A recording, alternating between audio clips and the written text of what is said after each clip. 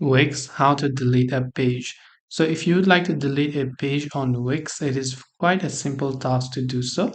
All you have to do is go ahead and first of all make sure to open up your browser and go to your Wix dashboard, and let's say this is a website from which I want to delete a certain page.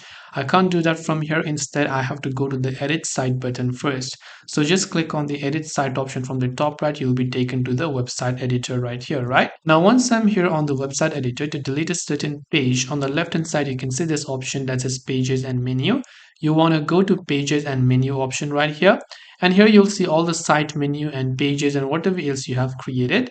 And to delete a certain page, you want to just click on the three dots option next to that page, and you'll find this bottom, which is the trash icon that says delete. So you can just click the delete button. It will ask you for a confirmation. So you can click on the delete button and it will delete that page for you.